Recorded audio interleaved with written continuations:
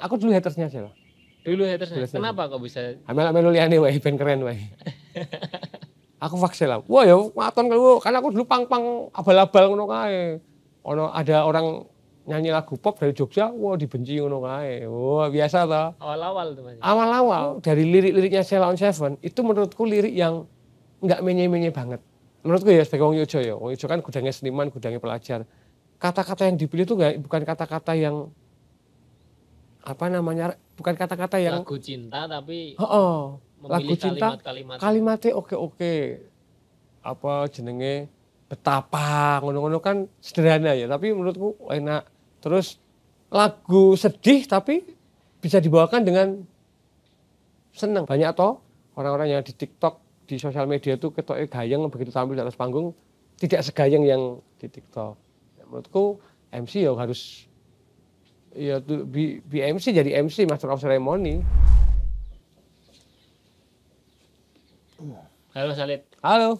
Selamat datang di TikTok Mas. Selamat datang kembali. Apa kabar Mas, sehat? Alhamdulillah.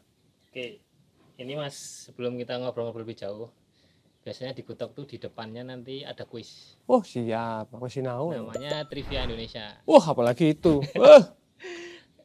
Pertanyaannya seputar Indonesia sih Mas. Aku banget gue. Kenapa nggak seputar Brunei? Nggak mungkin ya. Ya. Nanti ada pertanyaan dari aku, pertanyaan pilihan ganda. Tinggal nanti jawab aja, terus nanti selesai 5 pertanyaan baru tak nilai.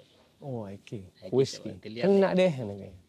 Oke, bisa mulai Mas. Yang pertama, manakah di antara kota-kota ini yang bukan ibu kota provinsi? Oke. A. Sofifi. B. Majene. C. Nabire. Yang bukan ibu kota provinsi. D nggak ada? Nggak ada. Waduh. A. Oke. Belum. Berikutnya. Angel. Kota Angin adalah sebutan dari kota A. Nganjuk. B. Kediri. C. Bojonegoro.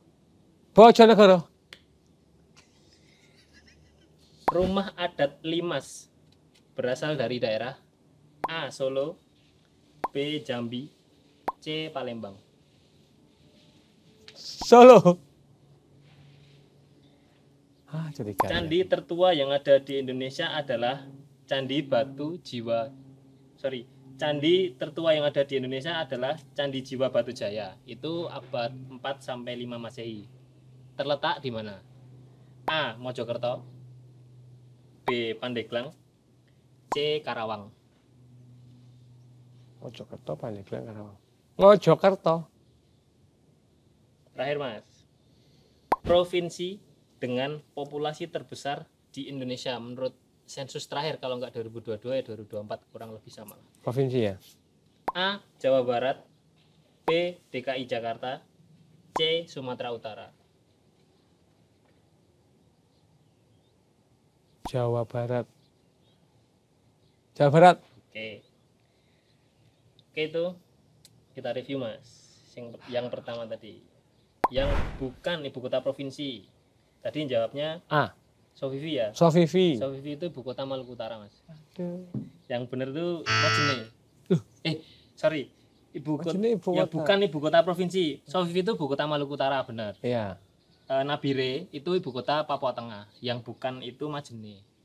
Majene itu sebuah kota di Sulawesi Barat. Majenang? Jawa Tengah dong. Tonggo. Oke, terus yang kedua, salah satu di Kota Angin. Itu tadi jawabnya Bojonegoro ya Mas. Yang bener Nganjuk. Lagi lure salah kabeh. Iya kok. Yang ketiga, Rumah Adat Limas. Tadi jawabnya Solo ya. Yang bener Palembang Mas. Limasan ya. Allah. Yang keempat, candi tertua. Itu kan tadi Candi Jiwa Batu Jaya abad 4 sampai 5 itu terletak di tadi Mojokerto. Yang benar itu Karawang. Apa salah? Yang terakhir, provinsi dengan populasi terbesar itu benar, Jawa Barat. Iya. Kalau dari survei terakhir itu 49 juta jiwa orang di Jawa Barat itu. Kalau di DKI 11 jutaan, Sumatera Utara 15 jutaan. Iya, Jawa Barat paling banyak. Itu tok ya? Berarti cuman Jawa Barat tok ya? Benar satu, enggak apa-apa. Ya apa lah, lumayan 20% lah. Ya. Bangane 3%. Oke Mas, ngobrol bentar ya Mas. Oke. Dulu tuh nek kalau zaman-zaman medio 2007 2010 tuh ada beberapa kalau teman-teman zaman dulu ya. Berangkat konser tuh nonton Mas Alit bukan nonton bandnya. Jelas lah. Kayaknya. Terus kalau sekarang secara yang udah lebih terkenal ya sekarang kan ada yang belum tahu tuh pasti akan di namanya kan unik bagi yang mungkin belum kenal. Alit Jabang Bayi. Betul. Nama tambahan Jabang Bayi itu sebenarnya dulu awalnya itu gimana Mas? Itu yang ngasih temanku Mapala Mas. Amit-amit ngono kae lho. Amit-amit Jabang Bayi ndelok polahmu ngono kae. Dulu tapi zaman masih di Mapala. Karena aku pernah bukan bergabung pernah jadi simpatisan ya. Anggota kehormatan ning Mapala. Ada senior Mapala. Wah, awalnya kan Alit Jabang Bayi. Jogja kan ngono toh Mas. Jogja itu kan ada namanya Kelik Pelipur Lara, terus senior-seniorku ya Bambang Gundul, aku tulis nama panggung ini. Ya aku akhirnya milih, kayak ngono gitu lagi. Ali Jabang, akhirnya jadi Ali Jabang Bayi, beda kedawan. Awalnya itu. Terus dulu tuh sempat menjadi rapper Mas. Dah sebelum dari SMA malah, dari SMP malah. Dari SMP menjadi. Dari SMP. Terus makanya bahasa Jawa yang ngehits lagunya di Jahanam itu ya semua orang anak muda kala itu pasti tahu itu lagunya tahun 2000-an itu pasti 2004 ya 2000-an 2003 2004 mungkin sampai sekarang generasi sekarang masih tahu dan wis kayak legenda itu itu bisa sampai ada momen sama nge-rap itu awalnya gimana Mas?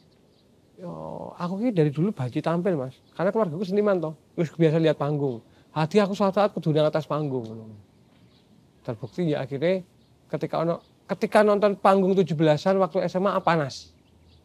17 lagi. Wah, demam berdarah mulai baru coklat nyamuk. Nyata kan panas sih emosi kok aku pengen nang kono ya. Itu dari SMA. Makanya pengen tampil nang panggung, seneng diperhatikan orang toh. Karena aku kurang perhatian toh. Sedih uripku iki. Terus enggak nerusin Mas. Enggak nerusin sampai karena akhirnya MC itu. Realistis ya karena rap kan pokoknya aku tuh golek nafkah saka panggung iki karena aku di sini duniaku.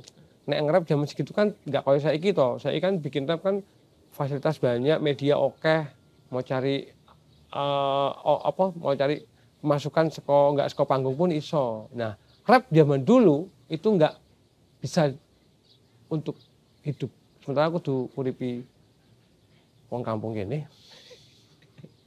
Tak kampung kan jadi keluarga aku tok. Terus kan ada kalimat tuh kalau nggak salah dulu ada beberapa interview tuh Mas Alit pernah bilang seniman tuh harus rela hidup susah katanya Bapak dulu. Iya benar. Itu relevan nggak kalau sampai sekarang atau tanggapannya gimana tentang kalimat? Nah aku sih susah kan banyak faktor ya. Susah iso susah karena ekonomi, susah karena aku harus bikin karya dikejar deadline. Deadline itu yang ngajar bisa orang lain bisa kita. Kayak seniman lukis misalkan dia kan kudu dia karya terus nggak boleh berhenti. Seniman musik lah contohnya dia harus berkarya terus. Laku nggak laku kudu berkarya. Itu kita anggap susah di situ. Tapi kudu susah dalam arti kudu banting pikiran, kudu iso menemukan ide-ide ketika itu diflorkan di masyarakat nggak ketompo ya wes dilakoni terus. Nah, menurutku nggak ada seniman yang nggak susah, kabeh susah. Tinggal variabel susahnya tuh apa? Itu banyak atau variabel ngono kae. Terus kalau nge-MC itu kan ya udah 10 tahun lebih ya Mas. MC itu bukan seniman kalau MC itu. MC itu master of ceremony atau pusat perhatian. Tapi sekarang semua pun bisa jadi MC. Aku dari 2003 ya MC. Itu dulu 21 tahun. MC dari 2003 berarti kurang lebih 20 tahun. Hampir separuh hidup paling MC itu. Emang umurku 40 loro. Ya, enggak tahu. Nah itu momentum tiba-tiba kan nggak bisa makmur itu langsung sukses kan nggak bisa. Dulu momentum apa sih membuat ini jalanku ini. Ini jalanku nih. Di MC ini aku bisa bebas momentum nggak punya keahlian Mas. Soalnya memang cerewet nang arep panggung ngono kae. Dulu kan aku MC-ne waton. Nggak ada belajar public speaking kudu seperti apa ngono kae. Penyebutan ya waton, ya kayak gitu. Tapi 6 tahun aku berproses dari 2003 sampai 2009. Akhirnya menemukan titik, berarti emang aku harus di sini nih. Iya. Berarti dulu kayak nyaman. Ngumpat di panggung, terus di pensi-pensi zaman-zaman. Wah ya tahu sendiri kan pensi kan nggak banyak orang cerigis ya. Terus, mungkin ada yang ngomong atau yang ngasih tahu gitu nggak untuk atau Mas Alitnya yang menyadari diri sendiri kalau kayaknya nggak bisa kayak gini terus ada tek gitu. Ya akhirnya belajar kalau konco-konco teman-teman. Aku sempat jadi penyiar radio juga. Akhirnya belajar, berarti yang dibutuhkan itu kalau kita hanya di satu reel, ya main yang kono terus. Tapi ini ada banyak reel, ini otomatis kan banyak yang bisa diambil ngono kae. Nek rel siji dienggo wong liya, kan aku kudu nggawe rel nih. Nah, aku kudu golek rel-rel lainnya atau jalur atau ring road lainnya yang bisa tak Nah, itu lewati. tadi. Heeh. Ya diri sendiri dan orang lain juga. Awalnya kan dengan cara otodidak, terus nyari cara sendiri. Terus dari awal yang mungkin tanda kutip selengean, terus sampai akhirnya belajar. Pernah nggak nge-MC di suatu tempat atau event yang itu bener-beneran scripted, Mas? Pernah, sangat ada, saklek, nggak boleh di luar itu. Ada terus sekali. Gimana? Kapok.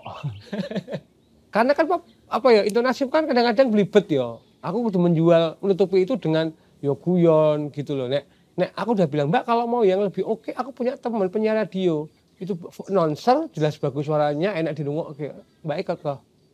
Karena klien minta kamu, Mas. Lah minta aku ngapain, aku udah baca skrip ngono kae. Mbak wis VO wae aku bilang gitu. Tapi ya wis, yang pertama tetap ambil tapi enggak nyaman.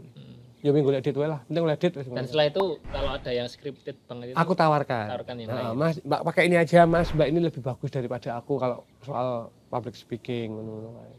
Kalau pas saat MC sejauh ini rekor kayak ditonton orang banyak tuh saya ingetnya berapa puluh ribu atau berapa ratus ribu orang, Mas, pernah di atas panggung di mana dan apa itu? Terakhir ini 16.000, tapi pernah 20.000. Peter Pan yang Prambanan. Dan waktu itu aku udah bisa guyon apa-apa. Karena 2007 atau 2008, sibuk banget Peter Pan kok. Masih Peter Pan kok. Itu kaget aku diajak nge-MC, leku pakaian seadanya kayak lo, pikirku apa bul Peter Pan. Wow, partnerku kan orang Jakarta, jomplang. Ya wes, tapi itu 20-an ribu lebih tuh. Nah, itu enakan pakai partner atau sendiri, Mas? Kalau tergantung ini, tergantung. Kalau yang akbar besar itu enak berpartner. Ya sebenarnya lebih enak berpartner. Cuman lihat acaranya acaranya kita aku aja sanggup, mending aku sanggup karena ketika ada partner kadang-kadang malah ngelibeti partnernya. Lihat eventnya. Tapi aku lebih seneng nek berpartner. Kalau dipartnerkan dengan orang yang mungkin sebelumnya belum pernah tahu, baru tahu ketemu di panggung gitu. Oh sering. Terus itu gimana cara menyesuaikan itu? Di atas panggung tak joroke. Ternyata berbeda. Ya kita menyesuaikan. Aku pernah sama bukan senior, orang yang punya nama di Indonesia Entertain ngono kayak. Awal aku sebagai tuan rumah, awal tak kasih tempat dulu biar dia yang, karena kan orang pasti lebih banyak tahu dia daripada aku walaupun di Jogja yo. Yang kedua kita 50-50. Yang ketiga aku kudu cari momen. Akhirnya ya wes, yang pertama aku ngasih kesempatan, yang kedua aku 50-50, yang ketiga aku tampil ngono kae, harus tampil ngono. Yang asal yang penting enak diajak komunikasi ora masalah. Tapi ada juga yang banyak yang tidak enak diajak. Yo sering lah. Biasanya sing angel ngono-ngono kayak mentang-mentang ini lokal gitu kan. Tapi ya wes ora apa-apa. Gitu. Duit ya, Bro. Mane-mane. Itu kayak kalau saat MC gitu kan kadang nunggu artisnya manggung atau ada cek sound atau apa sing MC itu harus dituntut untuk berimprove. Ya. Pernah nggak berimprove sing suwe lama banget ini kok nggak naik-naik itu ini? 1 jam seperempat aku pernah. Itu udah kayak konser sendiri, Mas. Karena aku menikmati ya. Aku MC dhewe lho. MC sendiri nunggu artis itu 1 jam 15 menit di GOR UNY. Untung penontonnya itu bukan penonton yang ngamuan. Kalau bandnya kan band pop dong. Jadi mereka rela menunggu. Aku cuma dibekali door prize voucher. Voucher kan kertas nggak menarik ya. Voucher cuma voucher potongan 15.000. Orang malas naik ke atas panggung. Akhirnya aku kudu cari-cari apa iki? Ya 1 jam ya. Aku nggak tahu kalau 1 jam. Awalnya cuma, Mas, artis sudah landing. Lah, baru landing kan berarti saya butuh waktu lama toh. Bukan. Tapi sampai manajer artisnya tuh matur nuwun ke, Mas, terima kasih, Mas. Terima kasih dak tadi sawer aku yang. Terus cara memanage crowd itu, Mas, nek kayak tadi kan 1 jam nih dilalai, ternyata dari penonton tuh mana ini artisnya, kayak mungkin teriak dari bawah panggung tuh. Mesti. Kalau waktu itu kebetulan enggak enak penonton, tapi sering aku ketemu kayak gitu. Oh, MC-nya kesuwen. Yo dikasih penjelasan gitu. Atau kalau enggak kita main, sekarang kan lebih enak. Kita bisa main apa jenenge video dulu, tampilin video atau door prize ngono kae lho. Jadi dikasih looping video, begitu 10 menit sebelumnya aku masuk lagi ngono kae. Sekarang lebih enak. Nek dulu kan enggak ada atau jarang tuh pakai LED ngono kae.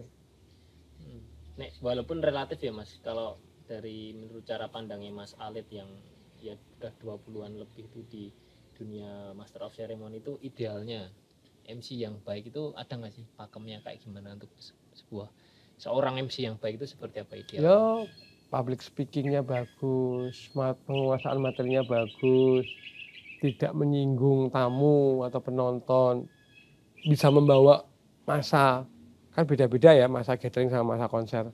Pokoknya bicaranya kamu mengemas ini menjadi sesuai yang mereka harapkan. Fun ya fun, formal ya formal. Menurutku itu sesuai dengan permintaan. Nek MC ya, ngomongin MC kan ini profesi yang menurutku tidak seluas seniman. Nah kalau MC dari seniman, dia harus mengeluarkan karakternya dia.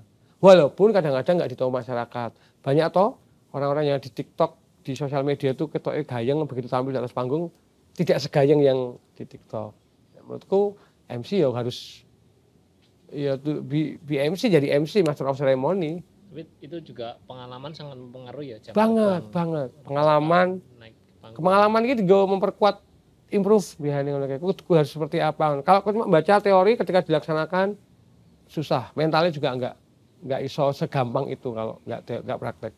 Nek pengalaman paling tak terlupakan Mas selama MC itu yang sampai sekarang ya boleh pengalaman yang getir, yang pengalaman happy atau apa sih. Sampai sekarang ya enggak tak terlupakan ketika lunas. Aku lali nek lunas. Lunas kayak. Semua event menurutku menyenangkan. Yo kadang-kadang ono, apa aku nge-MC ning daerah Jawa Tengah ono lagi nge-MC dangdut waktu. Dangdut zaman semono kan penontonnya ngerti dhewe, enggak kayak sekarang ya. Yeah. Penontonnya rata-rata anak muda. Mbak, tapi mereka hanya enggak bikin kisruh lah. Biarkan dengar aku ditusuk. Ditusuk. Penonton nih. Ditusuk. Jadi berantem, tiba-tiba kok kan dia pakai kaos putih, tiba-tiba kok lambah-lambah ya bocah. Pecah darahnya mulai nyebar. Ternyata ditusuk. Cuman enggak yang tusuk bayangan serem enggak, mungkin ditusuk cuman dia kegores no, tapi gede wakeh. Karena kaos putih. Lihat dari atas kawan. Lihat berantemnya. Tapi tiba-tiba kok abang-abang opo iki? Aku curiga kalau opo dhek ngombe opo. Masih on mic, Mas. Masih, akhirnya dihentikan sama polisi. Baru 1 jam ya. Habis Isya main 1 jam terus dihentikan. Jadi masih ada 2 jam lagi. Ini ke topik kayak ini kaos yang dipakai nih Mas. Bangga. Kan beberapa kali kan sering nyanyi di atas panggung, nyanyi Ceylon Seven walaupun yang tampil tuh bandnya bukan Ceylon Seven. Yang membuat Ceylon Seven itu sangat melegenda itu apa Mas? Menurut jenengan? Kalau orang Jogja ya itu pasti tahu lah perjalanan Ceylon Seven seperti apa. Dan asli Jogja atau kudu tak support toh. Dan kebetulan lagu-lagunya enak.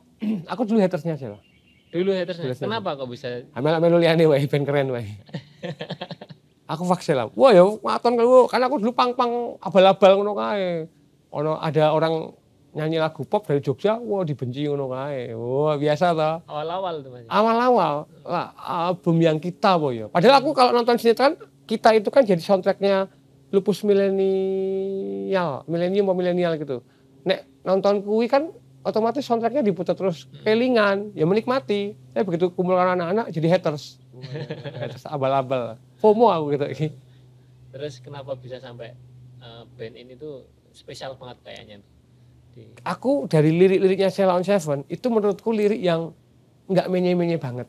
Menurutku ya sebagai wong Yojo ya. Wong Yojo kan gudangnya seniman, gudangnya pelajar. Kata-kata yang dipilih itu bukan kata-kata yang bukan kata-kata yang lagu cinta tapi lagu cinta kalimatnya oke. Apa jenenge betapa ngono-ngono kan sederhana ya, tapi menurutku enak. Terus lagu sedih tapi bisa dibawakan dengan seneng. Kayak lagu-lagu Jawa sekarang kan lagu-lagu sedih tapi dibawa seneng, Didi Kempot. Ya kan? Kemudian Ngat Mombilung dari Caknan, iya kan lagu-lagunya patah tapi dibawa dengan senang toh. Nah, Sheila itu nek menurutku dia udah pakai konsep itu dari awal. Dan ini lagu sedih. Ya kan terus Tunggu aku di Jakartamu yang lama-lama udah pakai itu, apalagi perhatikan. Nah, ini kan enggak sedih ya. Apa ya?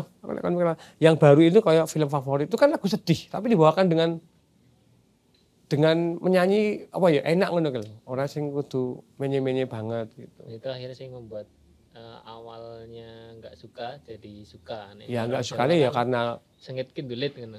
Karena konco kurang seneng aku ya bener seneng lah. Komunitas toh. Iya Mas. Ini kalau berandai-andai Mas. Kalau seumpama rezekinya Mas Alit itu nggak berkarir di MC nih. Kira-kira tuh Mas Alit bakal jadi apa sekarang? Kalau berandai-andai. Calo tiket paling dekat dengan aku. Aku dulu pengen jadi jaksa. Jaksa?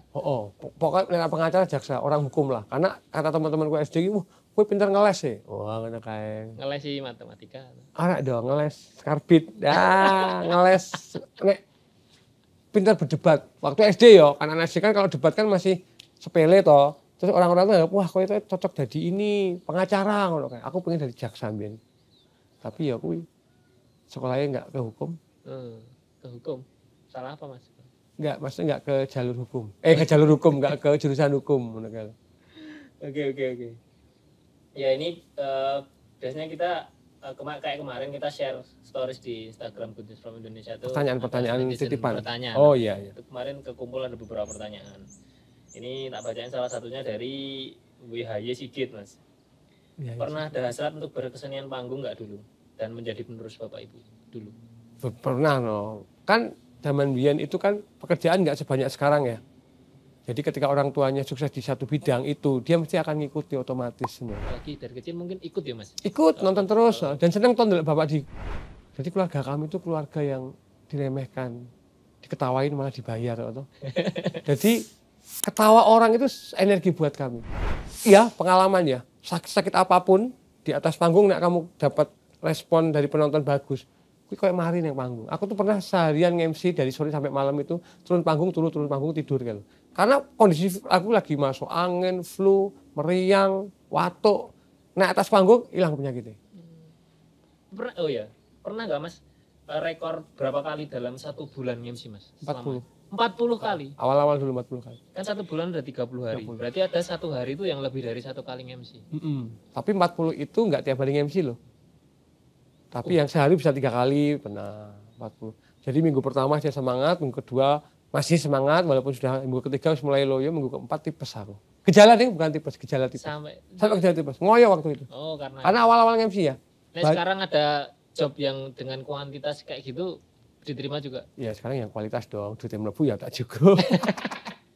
Sekarang lebih memanage acara apa iki, kayak aku takutnya kalau aku di acara yang tidak sesuai sama aku nggak maksimal.